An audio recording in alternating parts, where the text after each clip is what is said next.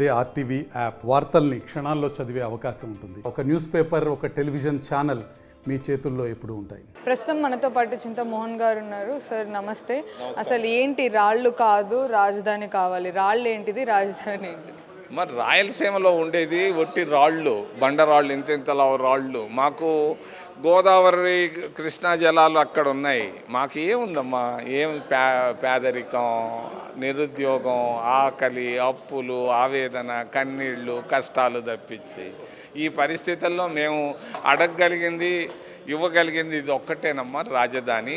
1953లో 70 సంవత్సరాల క్రితం ఎన్జి రంగా గారు తిరుపతిని చేయమంటే ఆ రోజు జవహర్లాల్ నెహ్రూ పైన గట్టి పట్టుబట్టి సంజీవ్ రెడ్డి కర్నూలుకు తీసుకెళ్ళాడమ్మా. కర్నూలు నుంచి సంజీవ్ రెడ్డి మళ్ళీ హైదరాబాద్ తీసుకెళ్ళాడు.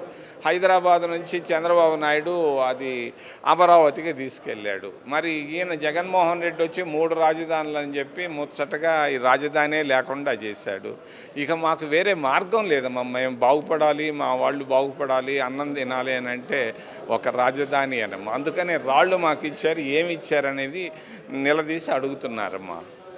అది ఇచ్చింది కూడా కాంగ్రెస్ పార్టీయే కదా, మరి కాంగ్రెస్ పార్టీని అడుగుతున్నారా, మరి ఇప్పుడున్న కేంద్రం అడుగుతున్నారు? కేంద్ర రాష్ట్ర ప్రభుత్వాలని, బీజేపీని, వైసీపీ ప్రభుత్వాన్ని, ప్రతిపక్ష నాయకులను మేము అడుగుతున్నామమ్మా. నేను ఇంకొక విషయం చెప్పాలనుకుంటున్నాను. 2013లో విభజనకు ముందే మన్మోహన్ సింగ్తో నేను మాట్లాడానమ్మా. తిరుపతి రాజధాని చెయ్యి అంటే డన్ అన్నాడమ్మా.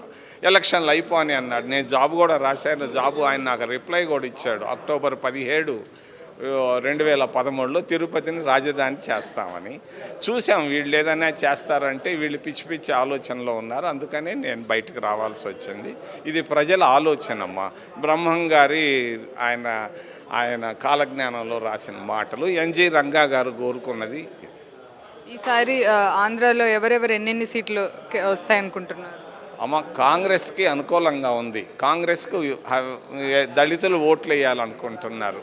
ఆ ఇందిరమ్మ రాజ్యం కావాలనుకుంటున్నారు. మైనారిటీలు అయోధ్య ఇన్సిడెంట్ తర్వాత ఖచ్చితంగా కాంగ్రెస్కు ఓటేయాలనుకుంటున్నారు. ప్రభుత్వ ఉద్యోగస్తులు, ప్రభుత్వ ఉపాధ్యాయులు, సర్పంచులు, అంగన్వాడీ వర్కర్లు, వ్యాపారవేత్తలు, విద్యావేత్తలు అందరూ కాంగ్రెస్ కాంగ్రెస్ కాంగ్రెస్ అని అంటున్నారమ్మా. కాంగ్రెస్ గాలి కొడతా ఉందమ్మా.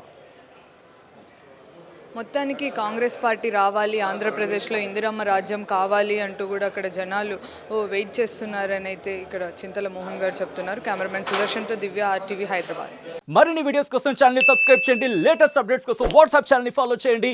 అండ్ లింక్ డిస్క్రిప్షన్ లో ఉంది.